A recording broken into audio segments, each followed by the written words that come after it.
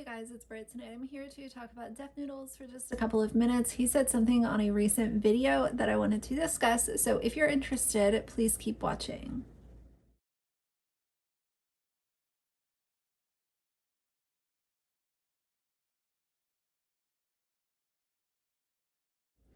All right, you guys, so a couple of quick things with Deaf Noodles. If you're following along, he has just continued to dig his hole, and he really is just destroying his career at this point. I thought it was bad before, but now it's just so intentional since this whole push thing. It was, like I said, it was bad before. We just keep getting worse day by day, hour by hour. He continues to feed into it. And one thing that I will say is he could literally cut this off and stop responding to everything that people have to say. Because when he responds, he gives more material to commentary channels to talk about. And the more things that he says, he becomes more hypocritical, more kind of this unhinged behavior. And I don't use that word lightly. It's not to poke fun or, mock him or anything like that. But his behaviors that he has been showing, especially the last few weeks, to me come off as very unhinged. They're very erratic. They're very just not thought out, off the wall, random nonsense. And that's just my kind of perspective on it, kind of as an outsider looking in. It's just all bad. It's all downhill. It's all toxic. And he keeps giving more. I don't know how the guy isn't tired. I'd be tired of responding to things, and I would just kind of like take a break, take a few weeks off, don't check in on social media, reevaluate what the hell you're going to do to make things right and save your dying YouTube channel and other social media platforms. He had something really cool going on. You know, if you look at like a year ago, all of his videos were easily getting 100,000 views. He was always first up in the morning. I remember back when I was still subscribed to him, there would be mornings where I would be getting ready and he'd have a video up because he was up that early. So, he would usually be first with it. It was a good video to watch either on the way to listen to on the way to work or watch as I'm getting ready. And oh man, my, how things have changed. First things first, before we get into what Deaf Noodles has to say, I want to talk about his ex-assistant. She came out with a video on TikTok and she essentially explained that she accompanied him to Burning Man a few days ago. And the guy had a bad driver's license. He also, she had to put the rental car on her credit card and give her license. Then we saw, in his video, he's driving across the desert, did not bring water, sleeping gear, did not tell her what the plan was, didn't tell her to bring anything with her. Could you imagine being stuck in the desert with Deaf Noodles? I can't. I would have quit too. I don't blame her, but it's tough to be around people like this that are so erratic and so all over the place. I hope that she's okay. I'm sure that she'll find another job and she'll be perfectly fine. Hi. Okay, yes, so I quit my job. If you know who I work for, you know. You probably understand why I quit, but the main thing that pushed me over the edge was Burning Man. So get this, I had to go on a work trip to Burning Man to record a YouTube video. I'm like, okay, cool. I'm assuming my boss is gonna tell me like what I need to bring or like what to prepare for or like anything. I didn't get any details. I didn't even want to go in the first place, okay? I was getting bad vibe. I just didn't really want to go. So I asked him like a few days prior. I was like, did you already like buy the tickets or anything? Like it just doesn't really go with my schedule. And he like got mad and he's like, I dropped like $4,000 on this trip. Like, you need to let me know if you can't come. I was like, okay, like I'll just go, whatever. So I go, we fly to Reno, we get there. We wait like an hour in line for the rental car place. He goes up with an expired driver's license. I'm sorry, like, well, how did you think you could rent a car with an expired driver's license? So then he's like, you can do it, like me. And they're like, well, the person who, like, rents the car has to put their card down. So I had to put my card down, like a $400 charge on my card. And so the rental car was under my name. Then we drive to Burning Man, like 3 hours. That shit took 6 hours because he went off-road. He was like, fuck the GPS. I see it over there. Let's just drive straight through the desert. Also, I had half a bottle of water with me that entire time. We were in the middle of the desert, no phone service. He just starts going off-road in the rental car, drives in many ditches. Like, we got stuck at one point. I literally thought I was gonna die. And it was, like, so bumpy. My head fucking was, like, hitting the ceiling. I was anxious the entire time. Like, so anxious. It was like literally one of the worst experiences of my life. It was really bad. And then we finally get to Burning Man, like 5 hours later. We pull up. And then I asked him, I'm like, where are we sleeping? He's like, I'm probably not going to sleep because I have a lot of work to do, but you can sleep in the car. Oh, okay, that would have been nice to know. I could have brought like a pillow or something.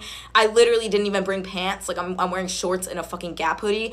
And then we get there, we get the tickets, and he's like, oh, this is like a rave? I thought it was like a hippie commune thing. How the fuck you just drop 4K on a trip and you don't even know what it is? What?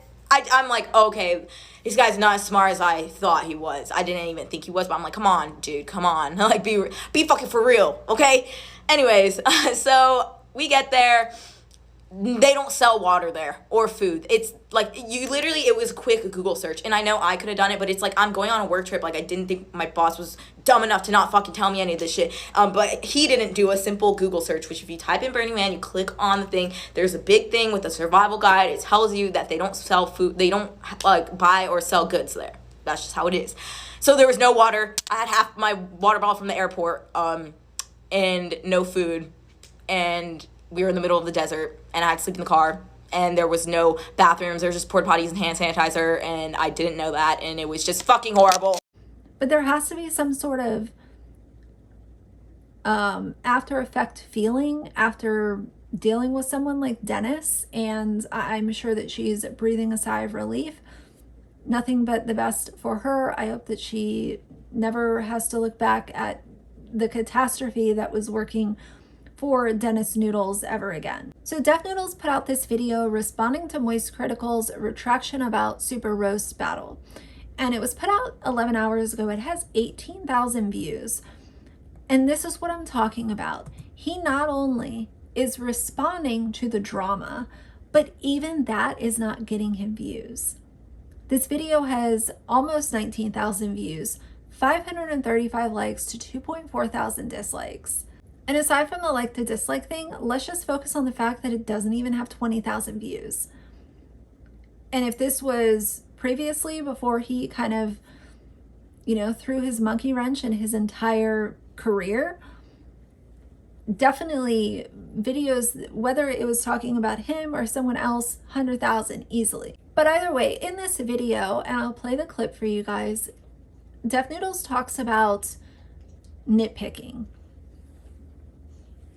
YouTubers that nitpick everything that another YouTuber does, nitpicking what an influencer does, nitpick, like that was kind of his whole thing. He was really glad that Moist Critical wasn't nitpicking, and he stuck his neck out and all this stuff. My opinion is that Moist Critical had a bad take. I'm not a subscriber of his channel, but I think that it was a quick take that was not well researched. I think that we all, trip and fall once in a while and have bad takes. That's just the way that it is. But either way, when I heard Dennis talking about nitpicking, I thought, how rich, coming from Dennis, who built his entire channel off of nitpicking what other YouTubers and influencers are doing.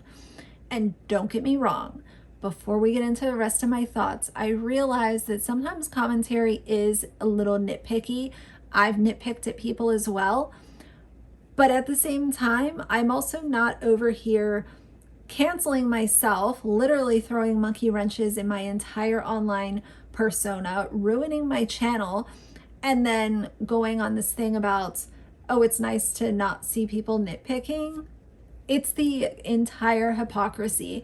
After literally months of being attacked for essentially even breathing on the internet, it's really great to see that another creator would stick out their neck for you like that. A creator of such integrity and such a massive following and influence would just stick out their neck like that to essentially flip the narrative around. Because a lot of what's been happening over the last couple of months or 3 or 4 months, and I've noticed a lot of comments actually talking about this, has been relatively insane. Like, people are nitpicking literally everything. It's gotten to a point where it turned my entire content into responding to shit, because if I didn't, it was just going to get out of control. So, you know, to see another creator really stick their neck out like that and say all these kind words, not only about the roast battles itself, but to actually, you know, try to understand exactly what happened at the event, and that it wasn't just a random event, that there were things that led up to that specific moment of the push. It really goes to show you that it's possible to have a nuanced conversation on the internet instead of everybody just jumping on the side of whatever's popular. So Def Noodles has not only nitpicked many, many, many, many, many times in videos, but he's also used clickbait and lies in order to get better views on his videos. I have seen on Instagram where he'll say, James Charles cries about XYZ, and James Charles is not crying about XYZ. So I get it. It's part of the gig. Like, some people utilize more clickbaits than others. That's whatever. But I found that kind of funny. It's like, okay, so you want to applaud someone for not nitpicking when your entire channel, up until recently, has been nitpicking. For me, him saying that and going on that little rant confirmed that he has no self-awareness and he doesn't have a plan to obtain any in the near future.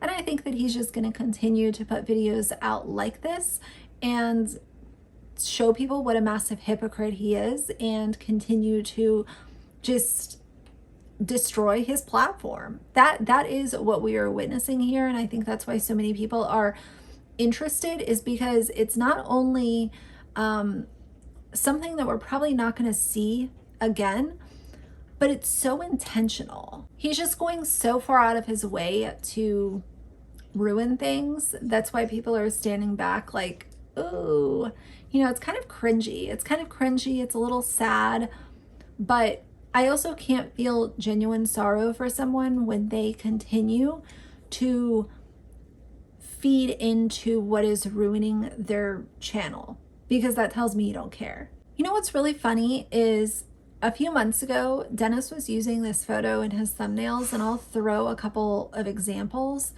It's this image of him where it's almost, he's trying to make himself look very young.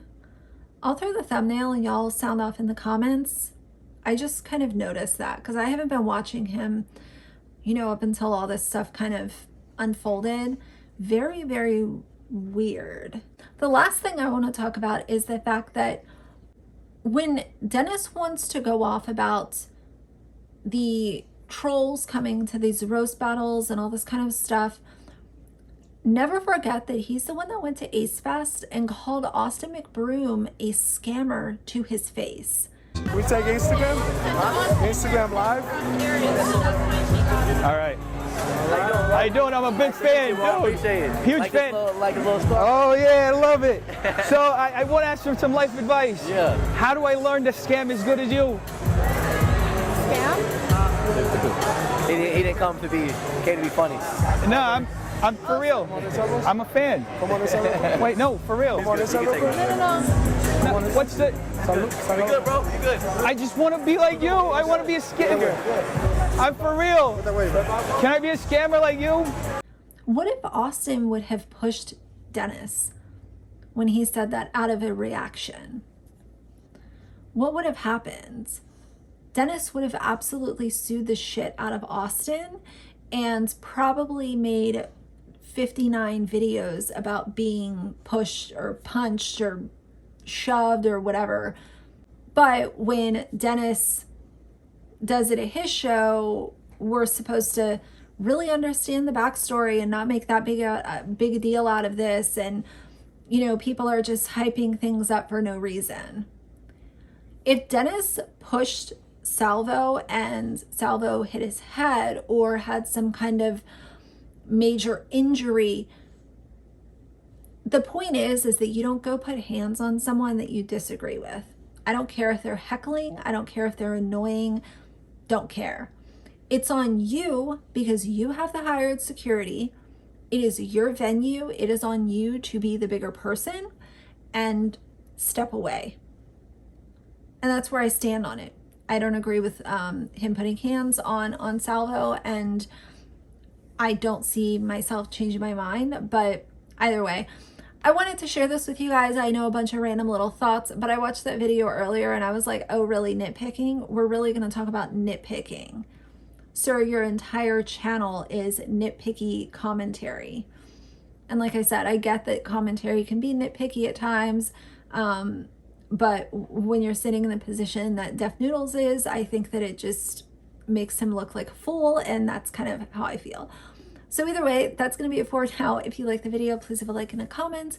And if you'd like to see more from me in the future, please subscribe. I'll see you guys soon. Bye.